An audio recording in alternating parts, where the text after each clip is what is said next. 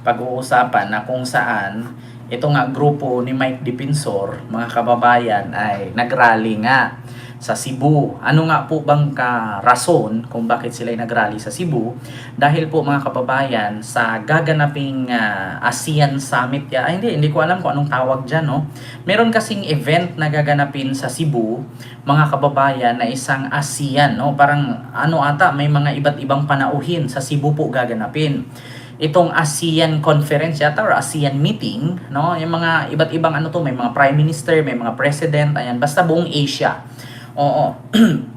So gaganapin po siya sa Cebu. So ngayon mga kababayan, alam po nila na nag-meeting po doon sila First Lady Lisa, si Governor Pam Baricuatro, yung mga local governments ng Cebu, ay nag-uusap-usap, nagbi-meeting-meeting para sa gaganaping, 'di ba? Sa Bohol Attack Kent. Ayan. Yung gaganaping 'di ba? Ay nako, tama lang nahulihin ang mga walang kwentang rally ng mga DDS. ASEAN Meet, Ma'am Jocelyn Barcina. Basta may gaganaping event na tinatawag nilang ASEAN Meeting o parang ganun, or parang ASEAN Summit, no, parang ganyan, nagaganapin sa Cebu ngayong February 8, no? So ngayon mga kababayan, habang alam kasi ni Mike Dipensor na nandoon si First Lady Lisa, no, at ang pamunuan ng Malacanang ng palasyo na may gaganapin nga doon na isang pagpupulong para sa mga local government ng APEC Summit. APEC Summit ang tawag dyan. So ngayon mga kababayan, pumunta sila doon, nagrally. So ngayon, bukod na sa pagod, walang napala ang rally, inaresto pa. Ito po mga kababayan, ito nga, tas ngayon nung naaresto sila, mga kababayan, ngayon nung naaresto sila, eto na. Ito po pakinggan ninyo mga kababayan, nagyayaw-yaw ang Mike Dipensor. Ito na nga mga kababayan ang napapala nila. Ayan. Rally pa. Rally. Hindi pa kayo magsitigil. Ito. Hindi ako makalain. Nandito kami, nagkaroon ng blocking. Kanina flowing yung traffic, tapos bigla kami hinarang. Actually, dadaan lang kami and we were supposed to stop in Ismailia, malayo dun sa site ng convention. So ito, nag-cause pa ng traffic. Kanina flowing ko dito Gumagalaw kami lahat and bigla na lang yung blocking. So ito sila Colonel, alam mo naman natin. Kaya po mga kababayan, no, yan po ay video ni Mike Dipensor na ibinost niya na kung saan ay hinarang po sila ng kapulisan doon sa ginanap nilang parang motor parade, no, parang rally, ganyan. So ngayon mga kababayan, hindi ko lang sure kung itong tinatawag nilang parade na to, rally parade, ay may permit.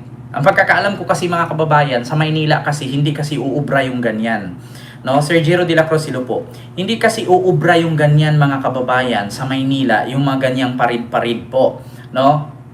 Mga kababayan, mahirap kasi yung ganyan na walang permit tapos tawag dito magkalat, no? Magkalat ng mga kababayan, magkalat ng kabubuhan. Pagod na nga, mahirap na nga, walang kikitain, absent ka sa trabaho, bilad ka sa init. Tapos ang mangyari, mga kababayan, ay maaresto ka pa. Ngayon, bukod dyan mga kababayan, hinarang po sila. Kasi nga, hindi natin alam kung may permit ba sila, kung gumawa sila ng ganyan. At sinut pa nila na nandoon si First Lady Lisa, kapulong si Governor Pam Baricuatro. So bukod dyan mga kababayan, may isa pa. Ito, nagyaw-yaw na. Ito. Ay, disperse me. Karon nga nagpadapli na may dito. Ang kaning mga motor, giguyod. Narinig dahil po. Unya, gipatunga. Kay ilang bakon. Kaparking og tarong dito, giguyod, padung diri. Kay obstruction, pinaanak diri. Mamilay ka sa sauran. Hello po. Martial law na dito. So, ngayon mga kababayan, nung inaresto po sila kasi nga tapos na daw ang kanilang rally parade. So, yung mga motor na mga nagpaparido na sumama sa rally, nagarahe sa gilid. Alam nila mga kababayan na sa Cebu, no traffic. So, yung mga kapulisan sa Cebu, iniiwasan nila yung traffic kasi nga once na mag-traffic, sagabal sa ekonomiya yan. Hihina ang ekonomiya, hihina ang kanilang lalawigan dahil sa traffic. So, pinaka-stricto talaga sa Cebu ay yung traffic. Pag nagharang ka, nagbara ka, talagang maaresto ka. So, ngayon mga kababayan, eto na nga, inaresto sila. So, kahit sabihin natin na tapos na yung kanilang rally, no? Tapos na yung kanilang protesta na nag-iikot sila sa Cebu, alam naman nila nandoon si First Lady Lisa at mayroong gaganaping APIC Summit ngayong February 8, no? So, pumarada daw sila sa gilid, tapos siguro nagmerienda o kumain. Hindi nila iniisip na siguro 3 motor magparada, okay lang. Pero kung sandamakmak na halos 100 motor magparada dyan, no? Tapos, syempre daanan yan, sisitahin talaga kayo. So ngayon mga kababayan, mula nung sinita sila, ang sabi agad, martial law daw. Nag-martial law na daw sa Cebu, di ba? Kita ninyo? Kapag inaresto kayo kasi nag-violate kayo, di ba? Nung inaresto kayo, kasi meron kayong nilabag sa batas, sabihin agad martial law. Pero yung ginawa ninyong pambabasto sa gobyerno, nagrally-rally kayo na wala namang kinapapala sa pagrarally ninyo, anong pinaglalaban ninyo, hindi nyo iniisip na nakasagabal kayo. Biruin ninyo, nung sinita sila kasi nakasagabal sila sa traffic, ang sabi agad martial law. Pero hindi nila inisip na yung pagrally-rally nila dyan, maraming mga motorista, maraming mga negosyante na nalilate dahil sa ginawa nilang traffic na rally-rally parade na yan. Hindi nila iniisip. Ganyan ang sakit ng mga DDS, mga kababayan. No? Kapag gumawa sila ng kabulastugan, okay lang. Pero kapag nasita sila sa kanilang kabulastugan, sila na yung biktima. Kita ninyo, mga kababayan? Yung bang pagrarally ninyo, tama ba yan? 'Di ba? Yung pagkukos ninyo ng traffic dyan sa rally-rally ninyo, tama ba yan? Nakatulong ba yan sa bayan? Wala.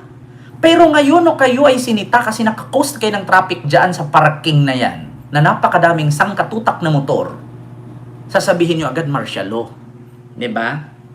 Kita nyo yan? Kita nyo mga kababayan? Nakakos kayo ng traffic, sabihin nyo agad martial law. 'Di ba? Pero yung nagrally-rally kayo, hindi nyo iniisip na may mga estudyante na malilit sa pagpasok sa pag-aral, merong mga trabahanteng malilit sa pagpasok sa trabaho, kasi napakaaga ninyong nagrarally dyan, nagtutur-tour kayo dyan, umiikot-ikot kayo. 'Di ba? Yan ang mahirap sa inyo. Mga kababayan, yan ang mahirap sa kanila. Nung ginawa nilang rally-rally, diba, Kent, matanda na ako pero gusto kong mamatay ng iping lala. Anong iping lala? Ano daw? Francisco Gamboa. Kita nyo mga kababayan. Ma'am Chloe Nigel, maraming salamat po sa yung super chat. Thank you so much po dyan sa Hong Kong.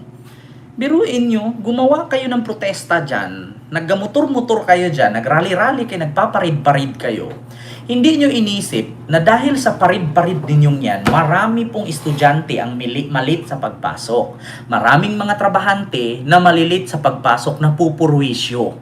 Tapos, nung sinita kayo sa ginawa ninyong kabulastugan na yan, sasabihin nyo agad martial law. Diba? Tapos yan bang pag-rally-rally ninyo, may permit ba yan? Tanong lang, nagtatanong. Diba? Kasi sa Maynila, hindi na nagbibigay ng permit si Isko. Dahil sa nangyaring, sinira ang mga property ng Maynila. Yung mga stoplight, yung mga nakalagay sa kalsada, pinagsisira. Diba, Ma'am Philly Agpoon? So, ngayon po, mga kababayan.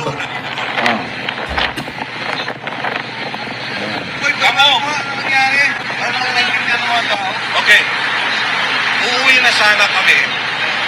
We went around Cebu. Kahit saan kami, naharang kami ng mga pulis. Hindi kami pwede dito, hindi kami pwede dyan. Pati yung motorcycle riders namin. Sa plaza. Sa plaza, inaras ng LTO. Ngayon, finally nakikusap kami. politely with the police na uuwi na kami. So nandito na kami, hindi na kami nanggugulo, nagsisibisi lang po. Nagkain kami at uuwi na, yung mga Diba? Kita nyo? Narinig ninyo? Pauwi na daw sila. Hindi na daw sila nanggugulo. Pero inaresto sila ng pulis. O, kita ninyo? So, galing mismo sa bunganga niya na nanggulo nga sila. Diba?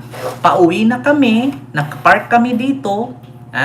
Hindi na kami nanggugulo. Inaresto nila kami. Sa madaling salita, nanggugulo nga sila. Galing sa bunganga yan. Mga kababayan. Galing sa bunganga mismo ng kasama ni Mike Defensor yan. Pauwi na kami, di ba? Nakapark na kami, hindi na kami nanggugulo. Di ba? Ulitin ko ha.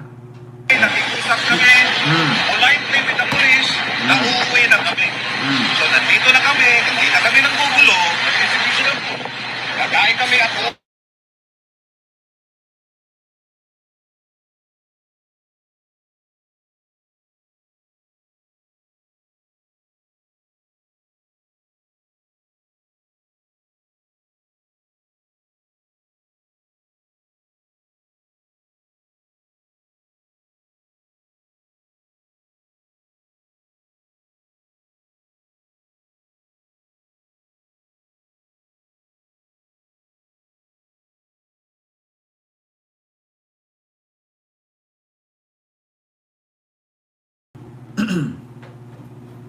Ito po ha mga kababayan.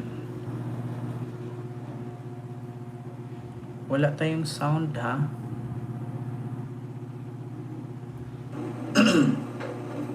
So ayan. So yun po yun mga kababayan ang napapala nila, 'di ba? Galing mismo sa bunganga ng kasama ni Mike Defensor, si ano ba yun? Jimboy Tiokno? Tiokno ba to? Sabi mismo ni Jimboy Tiokno na kasama ni Mike Defensor, pauwi na kami, hindi na kami nanggugulo, inaresto nila kami. So galing mismo sa bunganga nila na nanggugulo nga sila. So ngayon, mga kababayan, yan ang napapala nila, no? Yan ang napapala nila.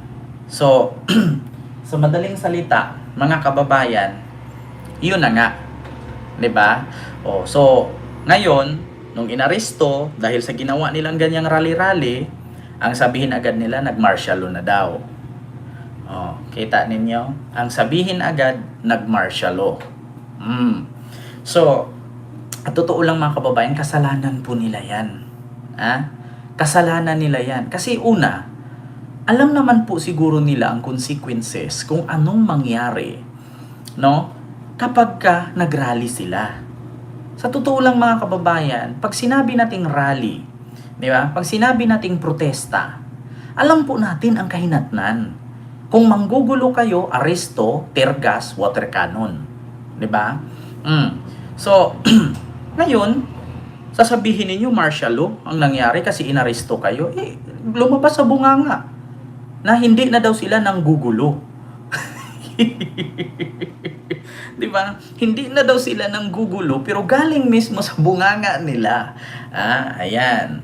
Ayan yung napapala ninyo ngayon. Ayan yung napapala. Ito pa, ito. Now, why? I need to kausapin ko kasi yung mga motor na kasama natin. Are you being arrested? If you will not go, will you arrested? Ayan, so ito pala ang nangyari mga kababayan. No? Hinanap ng pulis kung sino ang pinuno or organizer o leader sa kanila kasi siya ang leader, siya daw ang aarestuhin, siya ang ikukulong. Naku po. Naku mga kababayan. Ito sabi dito sa una, sabi nung unang ito ulitin ko ha. We went around Cebu. Kahit saan kami, hinaharap kami ng mga pulis. Hindi kami pwede dito, hindi kami pwede dyan.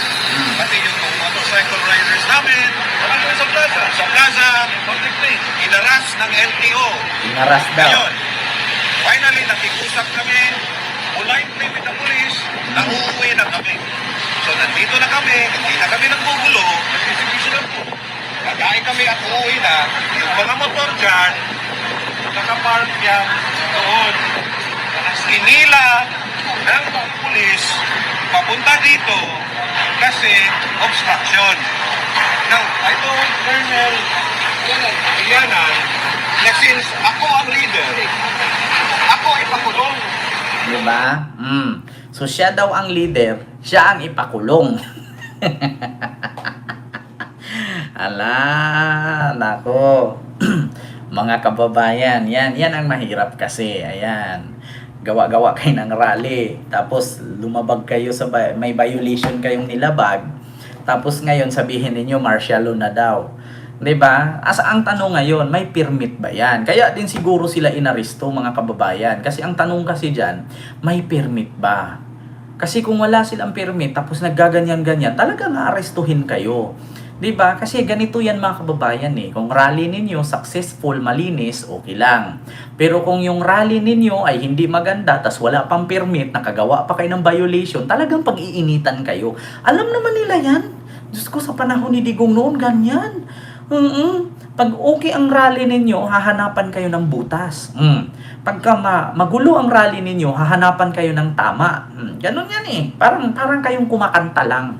Pag kumanta ka, pangit ang boses mo, anong hahanapin ng hurado? Di ba yung magandang boses?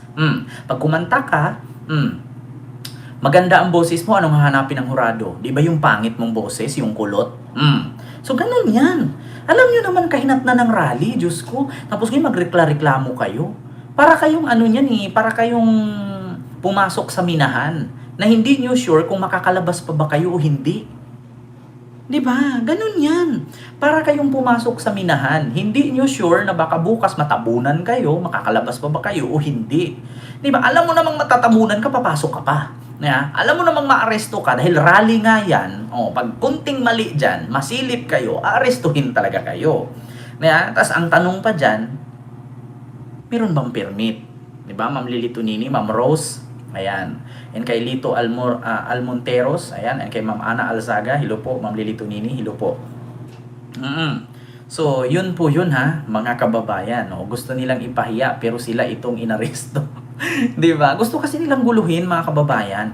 Alam kasi nila na may mga ano yan eh, may mga persona na nagmi-meeting diyan ngayon sa Cebu. Kaya ang akala nila na may mga pumupunta daw dyan, mga panauhin sa iba't ibang bansa na nagmi-meeting ngayon, mga delegado, ay nagrally sila para ang makita ng mga delegates, no, yung mga delegadong aattend sa APEC Summit sa Cebu, ay sabihin nila, ganito pala ang Pilipinas, magulo pala ang Pilipinas, ganito pala kadumi, ganito pala ang ano dito sa Pilipinas, kaya nagrarally yung mga tao. Ipinakita nila, mga kababayan, na kapag may mga delegates, kasi alam ko kanina may mga talagang pumunta dyan na mga representative sa iba't ibang bansa na nag-meeting, nagaganapin ngayong February 8, yung APEC Summit. So, isinot nga nila sa meeting para makita ng mga delegado na pumunta dyan sa Cebu galing sa iba't ibang bansa na mga representative or delegates na, ganito ba kadumi ang Pilipinas? Ganito ba? Ganyan-ganyan?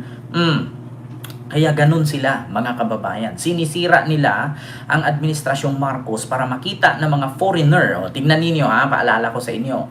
Ngayong February 8, tignan ninyo, ang daming mag-rally dyan.